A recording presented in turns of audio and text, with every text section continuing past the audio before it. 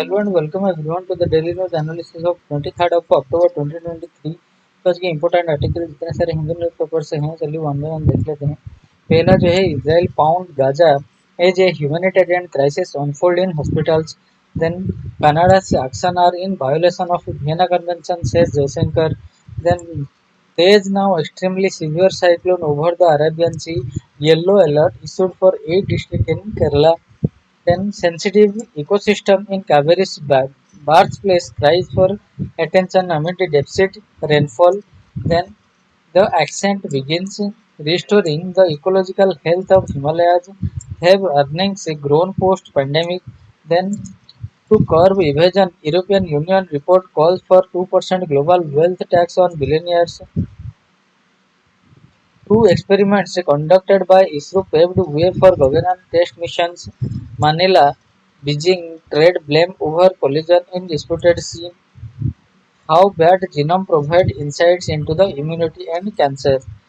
Science का person है तो स्टार्ट करते हैं। पहला जो है Israel pounds Gaza as a humanitarian crisis unfold in hospital.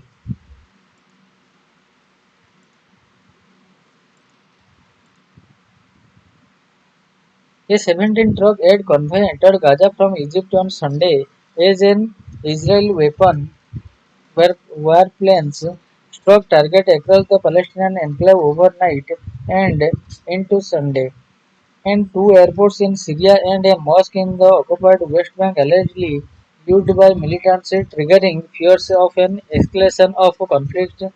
Hamas said overnight raid killed at least 80 people and destroyed more than 30 houses. Six trucks with fuel to power generators at two hospitals crossed from Egypt, and the United Nations Agency for Palestinian Refugees said UNICEF warned that the lives of at least 120 newborn babies on incubators in hospital are at risk as fuel stock run out. Israel's retaliatory bombing campaign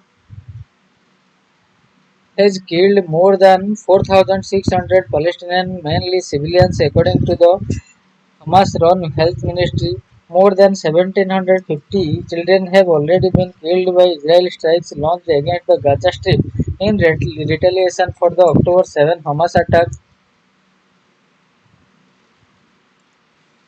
Power is one of the main worries for seven specialist wards across Gaza, treating premature babies to help with breathing and provide critical support. For example, when their organs are not developed through enough.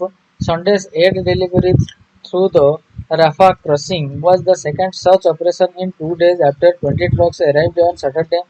The United Nations has estimated about 100 trucks per day are needed to meet the needs of 2.4 million Gazans. Iran's threat. Iranian Foreign Minister Hossein Amir Abdullah on Sunday said that if the US and Israel do not immediately stop the crime against humanity and genocide in Gaza, anything is possible at any moment and the region will go out of control. US Defense Secretary Lloyd Austin said on Saturday that he had ordered the deployment of a second carrier strike group in the eastern Mediterranean and additional Patriot battalions. The Pentagon said the move aimed to defend US ally Israel and amid what it called escalation by Iran and its proxies across the region.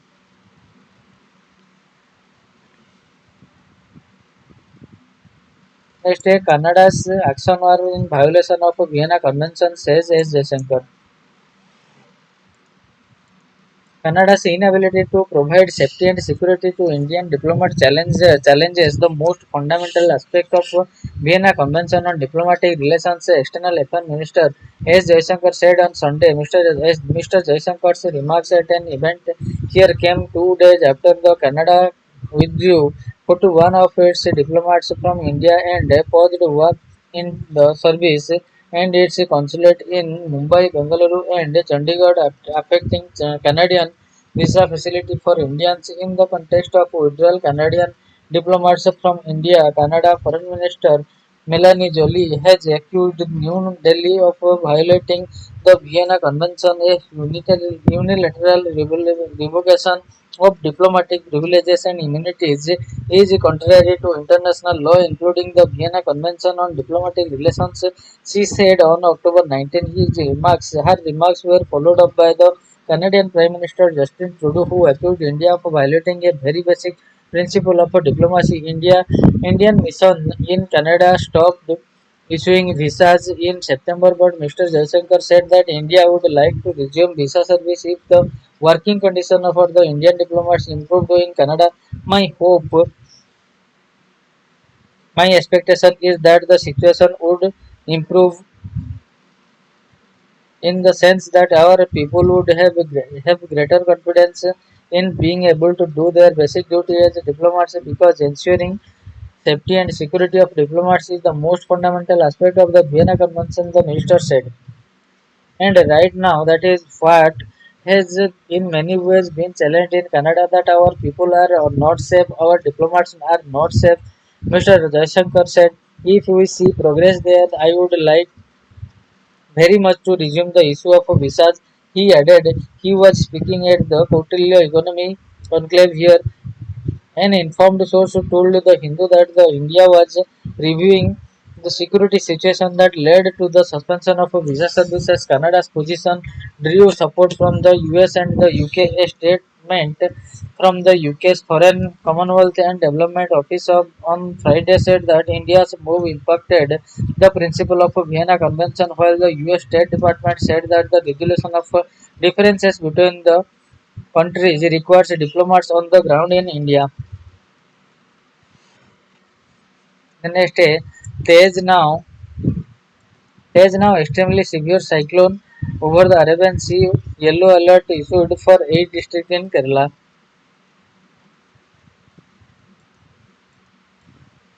The very severe cyclone Tej that formed over the Arabian Sea on Sunday is intensified into an extremely severe cyclone. The cyclone, which is moving northwestwards, is likely to cross the Yemen coast close to the Al Ghaida in the early hours of Tuesday. Is a very severe cyclone storm with wind speed of 125 to 135 km per hour, gusting to the 150 km per hour. Kerala is likely to receive isolated heavy rainfall triggered by the weather system over the Arabian Sea and the Bay of Bengal. A yellow alert has been issued for 8 districts from Kollam to Palakkad, warning of isolated heavy rains on Monday. However, the typical northeast monsoon rain will be absent at least for the next few days in the state, as the present weather system over the Bay of Bengal is likely to offset the flow of north easterlies. Meanwhile, the depression formed over the Bay of Bengal is likely to intensify into a deep depression in 24 hours and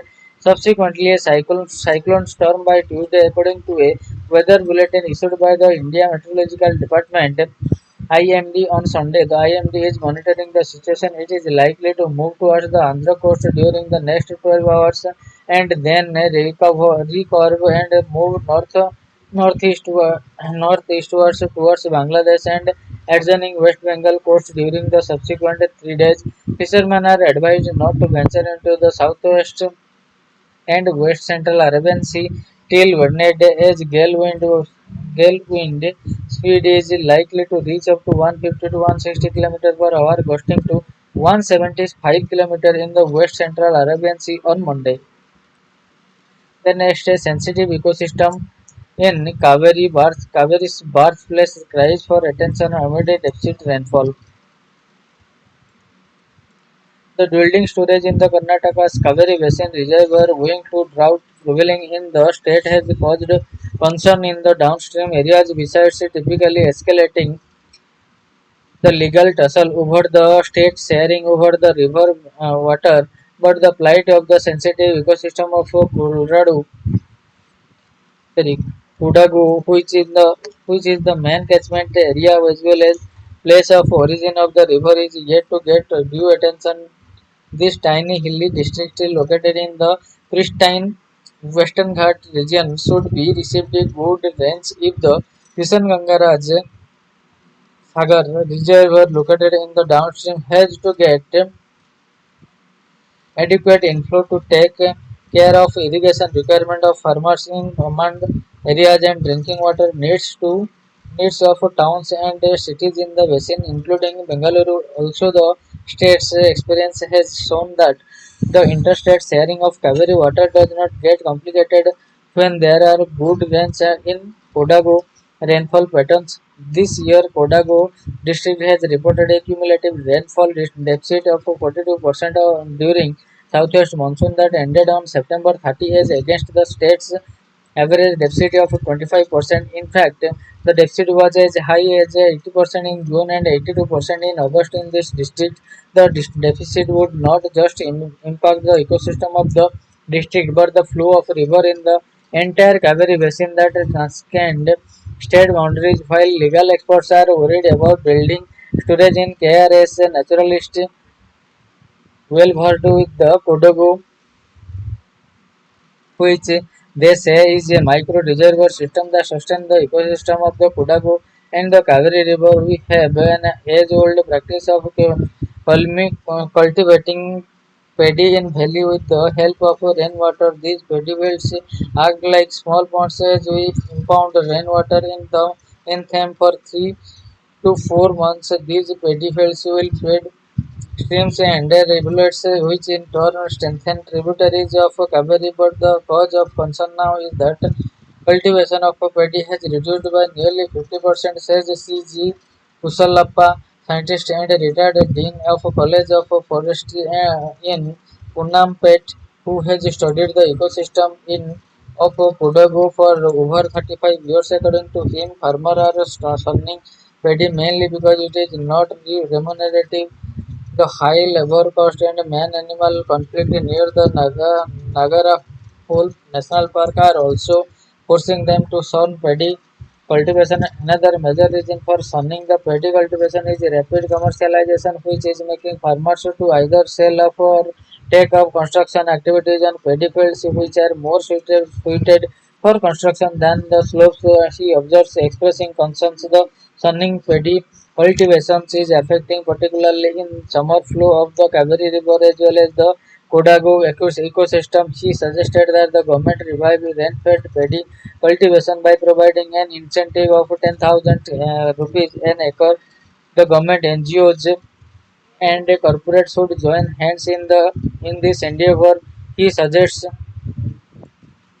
if the government wants to continue flow of Cauvery even during summer, then the need of hour is to demonstrate sustainable development model involving the paddy cultivation backed by incentive in a couple of villages so that the others too would get attracted, says Dr. Kusalappa, former member of Coffee Board of India and expert in on coffee industry as well as Kodagu ecosystem boss Mandana too expressed concerns over the rapid commercialization that is affecting the ecosystem in sensitive zones of Kodagu. People from outside invest in land here for the commercial purposes. This has resulted in huge construction coming up on ecologically sensitive areas. We saw in its impact in 2019 when landslide in Kodagu when it rained 40 inches in a single day. He says it is okay to allow conversion of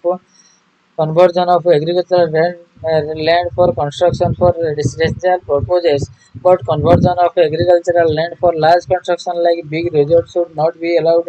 It is not wise to allow such huge construction atop hill, he says.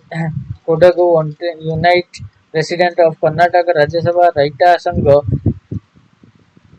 Sumaya says Kodagu being a tourist destination, outsiders show a lot of interest buying a land here for the commercial purposes. Politicians too are buying land here in others name Benami ownership. The next the accent begins. The accent begins.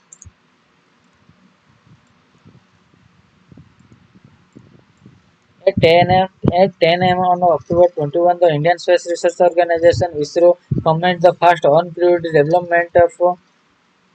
developmental flight of its Gaganyaan human space flight Mission from Sriharikota designated TBD-1, the launch vehicle, a single-stage rocket carried a crew module fit with a crew escape system (CES) to an altitude of 12 km.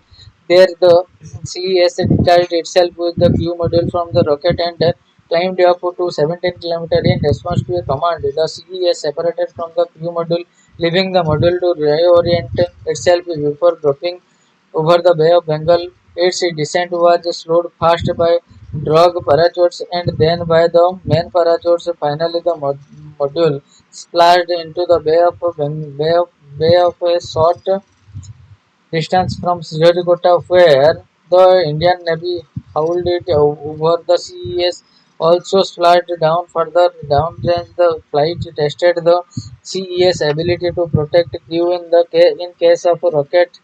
In case the rocket malfunctioned and collected data via sensors to inform future tests, the test's value will be based on this data. According to ISRO chairman S. Somnath, ISRO has many tests planned to develop confidence that the organization can safely launch humans to orbit. Even the parachutes used for DTV-D1 underwent 16 tests. Such fastidiousness is non-negotiable.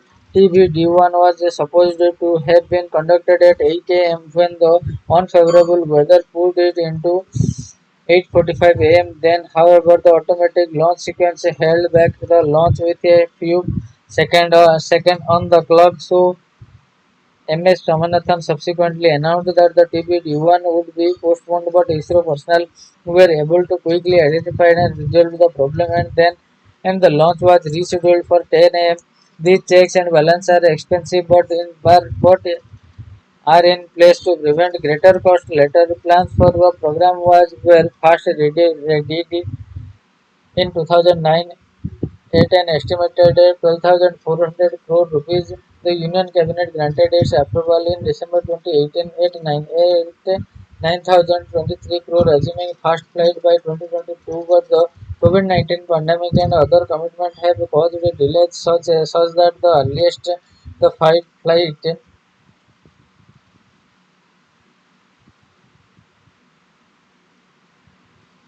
Prime Minister Narendra Modi called on ISRO to launch human to moon by 2040, even with the requisite financial support. It would be a very tight deadline, but as with the fastidiousness, contemporary geopolitics has also rendered returning to moon non-negotiable. Fortunately, with Gaganyaan, ISRO has indicated how a balance can be struck. Plans ahead, boost local manufacturing, test exhaustively, launch when ready. The deadline may be missed, but the mission can be undertaken with confidence while also improving local capabilities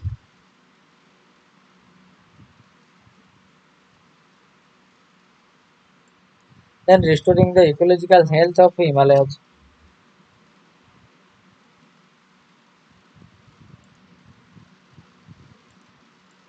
The environmental devastation caused in the Himalayan states of Himachal Pradesh, Uttarakhand, Sikkim has reinvigorated the debate on carrying capacity of the region. The Supreme Court of India is in response to a petition filed by a retired Indian police service officer has asked the union government to suggest a way forward regarding the carrying capacity of the Indian Himalayan region ISR, which included its town and cities. The union government affidavit filed by the Ministry of Environment states that the director of GB Pant National Institute of Himalayan Environment should be the lead in assuming, assessing carrying capacity, and that the carrying capacity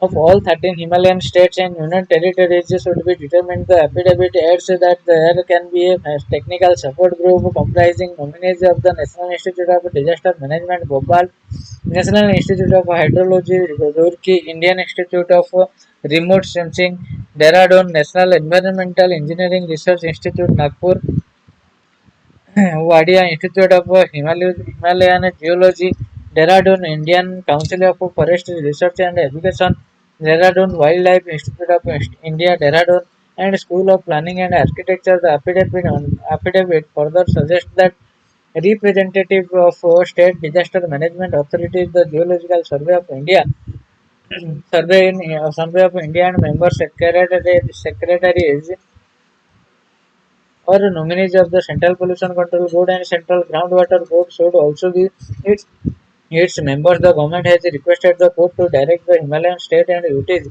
to set up a committee headed by the chief secretary of a respective states, with its members being inducted as the chief secretary feels appropriate. What carrying capacity of a region is in technical terms? Carrying capacity of a region is based on the maximum population size that an ecosystem of or environment can sustainably support over a specific period without causing significant degradation or harm to its natural resources and overall health. It is crucial in understanding and managing the balance between the human activities and preservation of natural ecosystem to ensure long-term sustainability. There have been initiatives by the Union government regarding overall development in the IHR. Some of them are the National Mission for Sustaining the Himalayan Ecosystem 2010, the Indian Himalayas Climate Adaptation Program, Secure Himalaya Project, and the recent guidelines on carrying capacity in the ISR circulated on January 30, 2020. There was a reminder by the Ministry of Environment and Forestry on May 19, 2023, asking all the states that if such a study had not been undertaken, then states should submit an action plan carrying capacity at least earliest what the court must ensure. Despite past initiative, especially since the January 2020 guidelines, hardly any progress has been made. The reasons are obvious. There is no report on the total number of states that have been able to prepare action plans on carrying capacity of their region. Failure in the past have been on account of two major reasons. The recommendation made by the ministry in forming such groups are flawed. The same set of people responsible for the havoc and devastation in the mountains are now being made responsible in finding solutions. The focus has to be on sustainable development that encompasses the larger canvas of carrying capacity, and the process should be people centric. The suggestion made by the environment ministry focuses on an institution that is the GB, the National Institute of Himalayan Environmental. While others are just part of the technical group, almost all the other institutes are important players in their respective domains and should be equal partners in policy making. Though,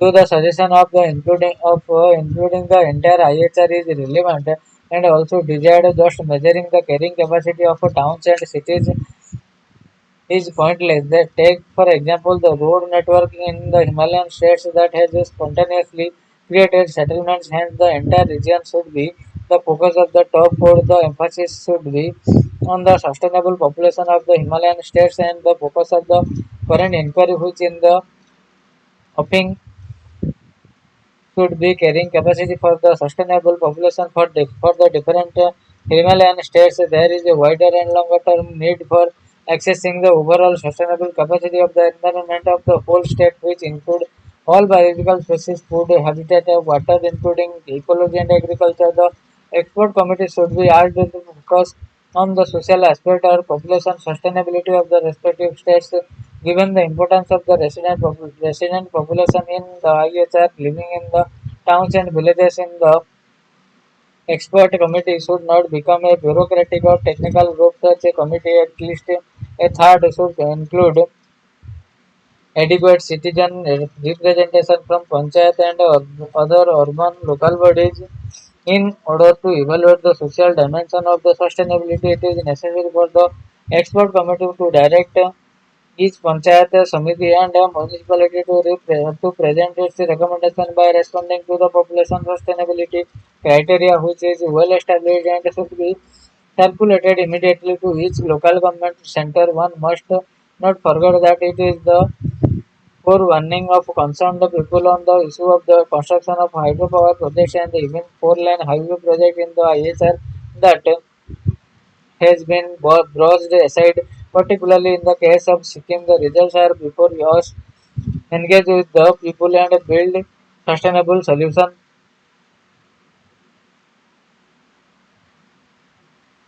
The next earnings earnings grow post pandemic.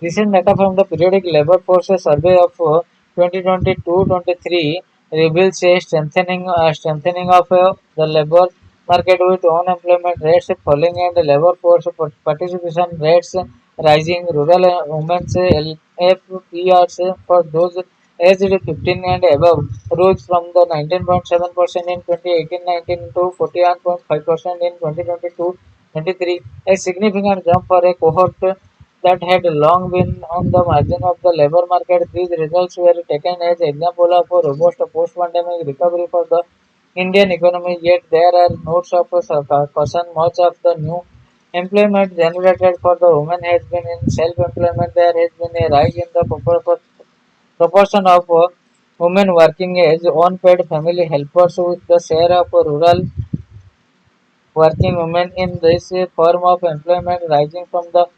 37.9% to 43% between the 2018-19, and wage work fell from 20% to 22% to 16%. Greater employment seemed to be coming at the cost of suitable working conditions, especially for women. While concerns regarding the norms of work have been extensively discussed, the aspect of earnings must also be examined to better understand the condition of the Indian labor market. While wages and the earnings have increased, inflation has been high as well. If inflation is higher than earnings growth, real earnings reducing purchasing power.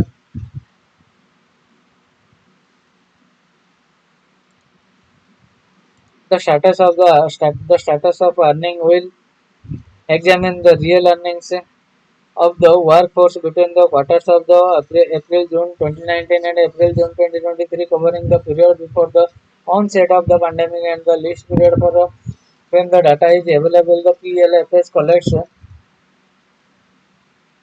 information on the earnings of the regular wage workers, casual worker, and the self-employed. Regular wage workers have fixed work hours and are paid on a regular basis. Casual workers are employed on a daily basis on the availability of work and receive daily wages. We look at the monthly wage and earnings of the regular wage worker and the gross earning of the previous month previous month of the self-employed for casual workers. Average daily wages are connected to monthly figures. The average of the consumer price index across the month of April to June of 2019 and 2023 are taken to convert nominal figures into real terms. The earnings for urban and rural workers were depleted by the urban and rural CPI for those periods separately. Between 2019 and 2023, only casual workers, both men and women across both rural and urban sectors, saw a net increase in their average real monthly earnings. Women casual worker experienced a 13% increase across the entire period, while male casual workers enjoyed a 10.33% increase. The only other cohort was which saw an increase in real earnings in 2023 as compared to 2019, where women in the regular wage work a 42.27% increase and male self-employed workers 6.9%. Significant inflation over this period ate away at the gain of workers, resulting in lesser real earnings for most workers in 2023 as compared to the pre-pandemic period. There are significant differences between the urban and rural sector. Urban male self-employed workers saw a reduction in rural earnings, while rural male self-employed workers saw real earnings increase by roughly 14.67% in 2023 compared to 2019. However, the figures for gross earnings of the self-employed do not include those who reported zero incomes, and hence these aggregate Figures may not give a true picture of earnings for entire population of the self-employed. In the case of regular wage workers, urban women saw a reduction in earnings with the real income in 2023, 2.34% lesser than that in 2019. Rural women in regular wage employment earned the highest gain of all cohorts. Their monthly real earnings 27.5% higher in the quarter of April-June 2023 as compared to April-June 2019. Yet this cohort makes up only 8% of the rural female workforce and hence a smaller portion of the aggregate workforce. The, the impact of inflation. On the other hand, the biggest declines were seen in the one cohort that showed a significant rise in employment, rural women in self-employment. The share of the rural female workforce in paid forms of self-employment rose from 22% to 28% between the 2018-19 and the 2022-2023. Yet their average monthly real gross earnings reduced by 7.72%, the largest reduction for any cohort. Large number of rural women have entered low-paying, low-productivity jobs, perhaps to supplement household incomes in the wake up of a pandemic. This does not indicate a robustness of recovery, nor that this excludes women engaged as helpers in the household enterprises who, by the definition, do not earn any income and who form the largest proportion of rural working women. The moderation of inflation by 2023 saw a gradual rise in real income between 2022 and 23. All cohort export surprisingly, urban women and casual workers saw a rise in real earnings. Self-employed men enjoyed significant gains with rural and urban men's earnings rising by 9.27% and 8.9% respectively. Rural self-employed women saw real earnings gain of 2.114%, while their urban counterparts experienced a gain of 4.2%. Wage worker, both casual and regular, did not see extensive gain, with only rural women in regular wage employment experiencing a 35.5% growth in real income earnings. Urban men and women in regular wage employment experienced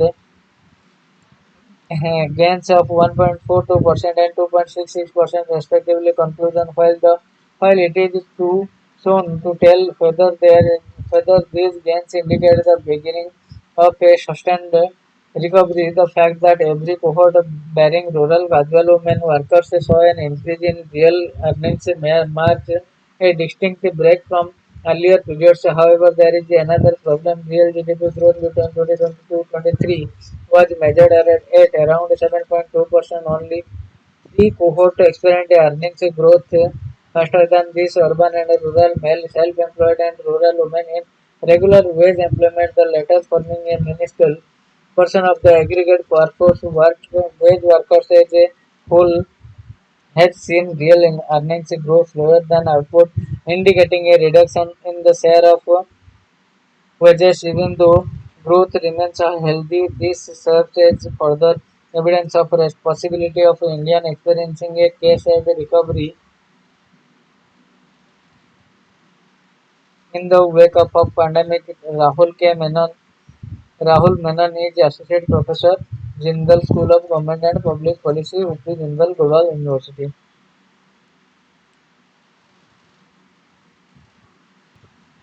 The next way to curb evasion, European Union report called for 2% global wealth tax on billionaires,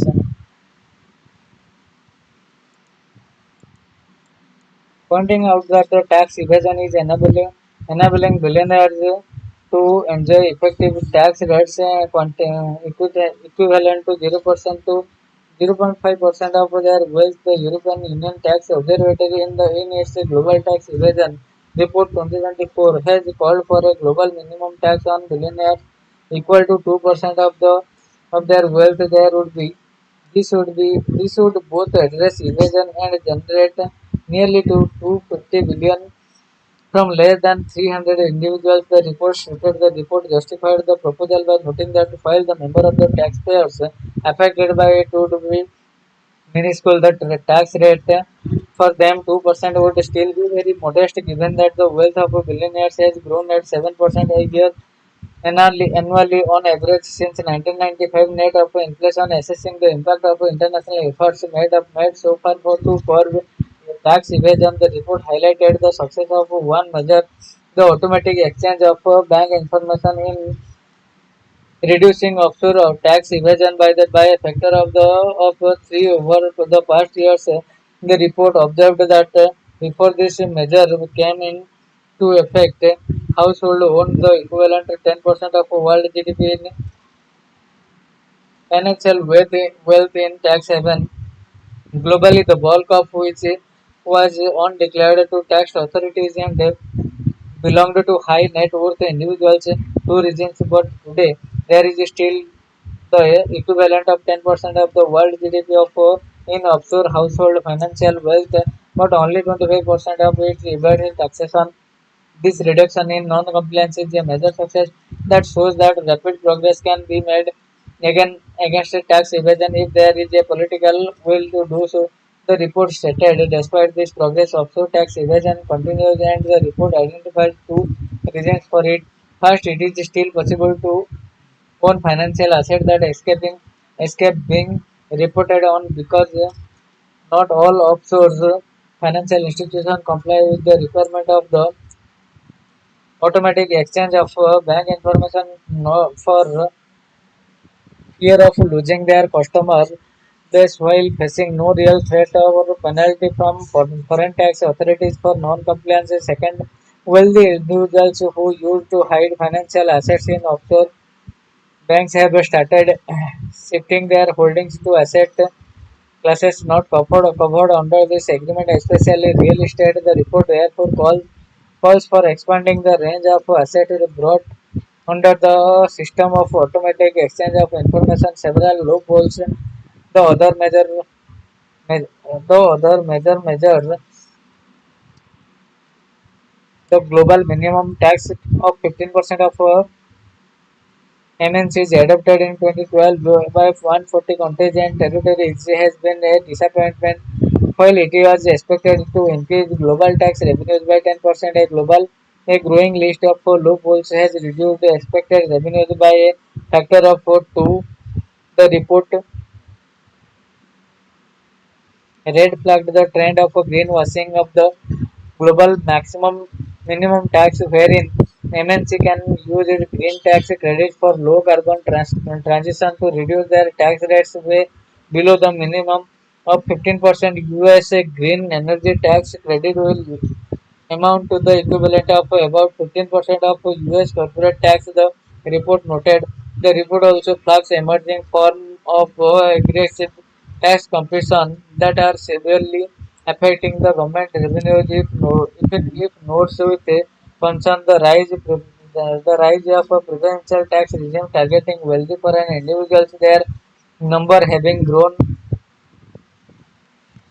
from 5 to 28 in the European Union and UK, noting that these regime offer tax exemption of reduction of incoming residents while preserving the general income tax schedule applied to domestic taxpayers. The report details the harm they caused, pointing out that they weaken overall tax collection because the adaptive government voluntarily forgo tax revenues and because they inflict a negative spillover effect to other countries.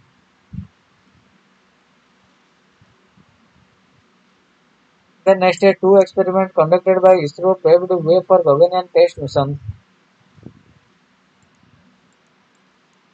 There were two important foreign forerunner to the success of the test vehicle abort mission TB-D1 flight that the Indian Space Research Organization ISRO conducted on Saturday. During the test, an unmanned crew module was brought back safely to the Earth after launching it on a small rocket and simulating an emergency abort command. The test and its before-runner are the ISRO's first major step towards the launching humans to orbit as a part of its Gaganyaan mission. The TB-D1 test was carried out smoothly, especially given that the ISRO had to overcome at least 5 seconds before liftoff. 8:45 a.m. when the ground computers called the automatic launch sequence halted. The lift-off for ISRO chairman S. Somnath said it issued a hold when it detected a non-conformity for allowing the engine to continue thrusting for further go. This happened due to a monitoring anomaly in the system. He added, we could identify the anomaly very fast and correct it. It took us some time to refill the gases, after which the launch was rescheduled for 10 a.m. The first forerunner to the TVD-1 mission was the ISRO's Space Capsule Recovery Experiment SRE-1, an orbiting satellite called the SRE was brought back to the Earth on January 2007 after a polar satellite launching vehicle PSLV placed it in orbit on January 10 in a series of maneuvers. The shuttlecock-shaped SRE came down from the altitude of 6,635 km to splash down into the Bay of Bengal 140 km from the Sriharikota, where the Coast Guard recovered it. India thus successfully brought back an orbiting satellite in its first attempt. The descent maneuvers include sophisticated banking system, deceleration techniques, and the deployment of parachutes. Overall,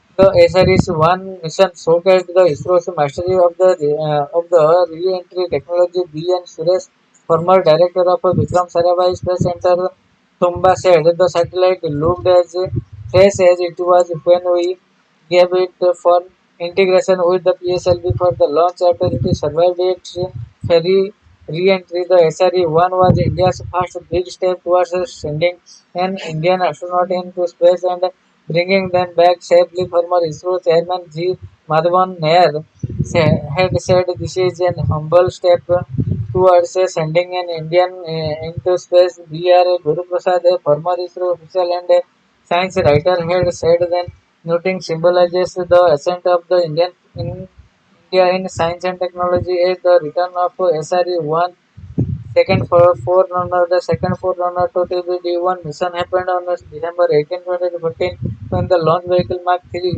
LVM-3 placed the 3.75 tons unmanned crew module in a suborbital altitude of 126 km and left it to descend. The module night to the Earth's atmosphere and also survived the re-entry. Its parachutes deployed and soon it was bobbing in the Bay of Bengal about 700 kilometers from Port Blair. This test called the Crew Module Atmosphere Re-entry Experiment KR marked India's second step towards the sending its astronauts into space, getting them back. Dr. Guru Prasad said while the SRE weighed about 555 kilograms, the unmanned crew module in care weighed nearly seven times as much. In TBD-1, the module weighed 200 kilograms more, a full 4 tons. The TBD-1 also had three other highlights. According to the Dr. Guru Prasad, they were a standalone. There were standalone liquid booster rocket launching for the first time from Indian soil. The successful performance of the crew escape system that pulled the crew module away from the launch vehicle and the crew module reorienting itself before landing in the bay. The next day, Manila, Beijing trade blame over the collision in disputed sea. Beijing and Manila traded blame on Sunday for collision between Chinese vessel and Philippine boats on a resupply mission to Filipino troops on a remote outpost in the disputed South China Sea. The incident happened near Second Thomas Shoal in the Spratly Island, a hotly contested region where Beijing deployed ships to assert its claim over the almost entire sea. A Philippine government task force said the dangerous blocking maneuver of China Coast Guard vessel 5203 caused it to collide with the armed forces to Philippines attracted indigenous resupply boat about 25 kilometers from the second Thomas Saul. China said the slight collision happened after the resupply boat ignored multiple warnings and deliberately passed through the law enforcement in an unprofessional and dangerous manner. State broadcaster CCTV reported, citing the foreign ministry.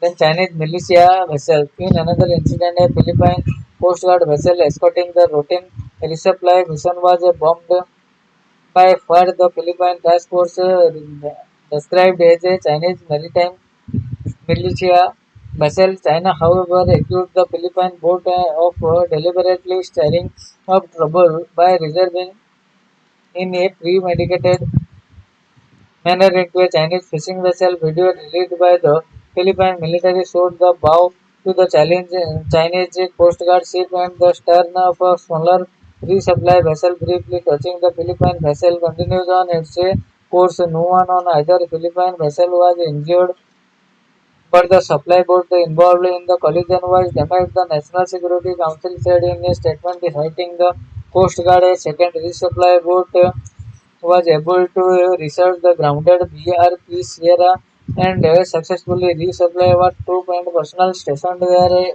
the statement said. Irreversible action. The National Task Force for the West Philippines Sea condemns in the strongest degree in the largest dangerous, irresponsible, and illegal actions of the CCG and the Chinese maritime militia done this morning. The task force said in a statement, China claims almost the entire South China Sea, through which trillions of dollars in trade passes annually, and has ignored an international ruling that its accession has no legal basis. Second, Thomas Saul is about 200 kilometers from the western Philippine island of Palawan and more than 1,000 kilometers from China's nearest major landmass, Hanin, Hainan Island. China said responsibilities lie entirely with the Philippines for the Sunday incident. फिर next जो last का जो article है ये थोड़ा आप लोग देख लेंगे, पूरा क्वेश्चन थोड़ा आप लोग देख लीजिएगा.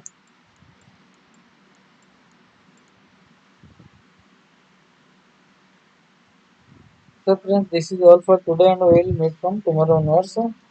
Till then, thank you a lot and we will meet from tomorrow onwards.